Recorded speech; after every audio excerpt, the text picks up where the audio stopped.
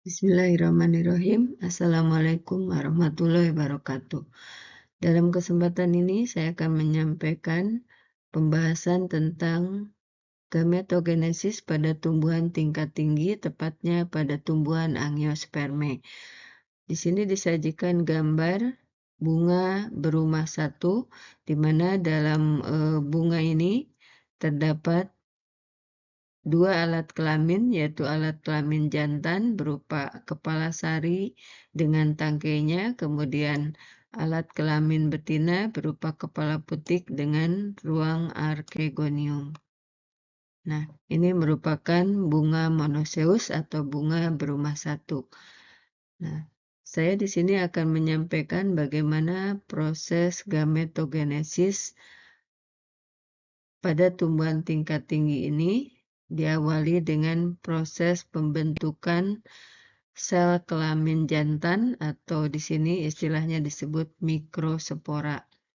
Nah, mikrospora itu terbentuk di dalam kepala sari di sini atau di dalam ruang atau kantung sari, di mana di dalamnya diawali dengan proses pembelahan meiosis 1 dan 2 setiap 1 mikrosporangium atau mikrosporogonium itu akan mengalami meiosis 1 dan 2. Kemudian dari setiap 1 spermatogonium atau dari setiap 1 mikrosporogonium itu akan mengalami pembelahan meiosis 1 dan 2, kemudian akan dihasilkan 4 mikrospora yang tentu fungsional, begitu ya. Nah, kemudian di dalam tumbuhan ada lanjutannya. Setelah terbentuk 4 mikrospora, maka mikrospora yang terdapat dalam kepala sari ini akan mengalami kematangan. Nah, kalau misalkan sudah matang, kena angin atau dibantu oleh adanya serangga, itu akan jatuh ke dalam kepala putik. Nah, kemudian dengan adanya gerak kemotaksis, maka mikrospora yang sudah matang tadi dalam perjalanannya di dalam saluran putik ini akan mengalami pembelahan inti, di mana setiap 1 inti mikrospora itu akan mengalami pembelahan menjadi 1 inti generatif dan menjadi 1 inti generatif. Nah, inti generatif ini akan nantinya sebagai inti sperma ini akan membuahi sel telur, kemudian inti generatif itu berperan sebagai penunjuk arah untuk perjalanan inti generatif menuju ruang archegonium. Nah, itu proses gametogenesis atau pembentukan sel kelamin jantan yang disebut mikrospora pada tumbuhan tingkat tinggi, di sini pada Angiospermae. Nah, kemudian sekarang bagaimana proses pembentukan sel telur yang terjadi di dalam ruang archegonium ini? Prosesnya sama, diawali dengan meiosis 1 dan meiosis 2, di mana dalam meiosis 2 setiap 1 oogonium atau 1 makrosporogonium itu akan membentuk di meiosis 2 itu membentuk 1 opum fungsional atau 1 makrospora dan 3 badan kutub.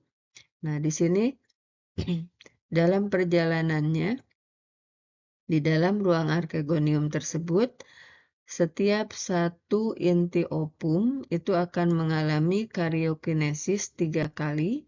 Ada karyokinesis 1, ada karyokinesis 2, kemudian ada karyokinesis 3. Nah, dari 3 kali pembelahan inti itu akan dihasilkan 8 inti opum.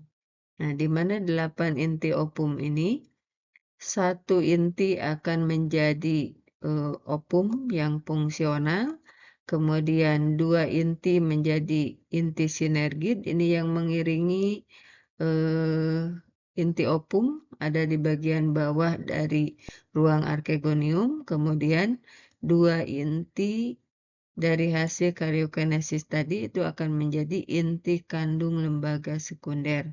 Kemudian yang 3 ini menjadi inti antipoda, di mana posisi 3 inti ini ada di sebelah atas kutub dari ruang archegonium.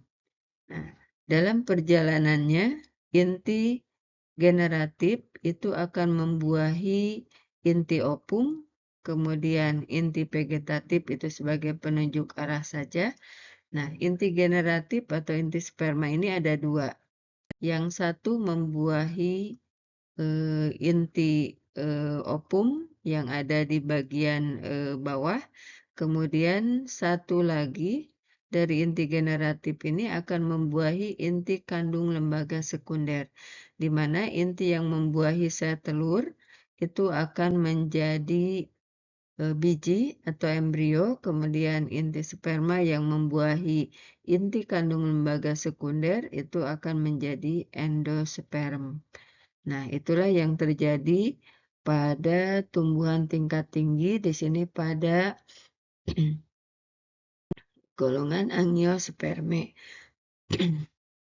Nah, itulah proses gametogenesis yang terjadi pada tumbuhan tingkat tinggi.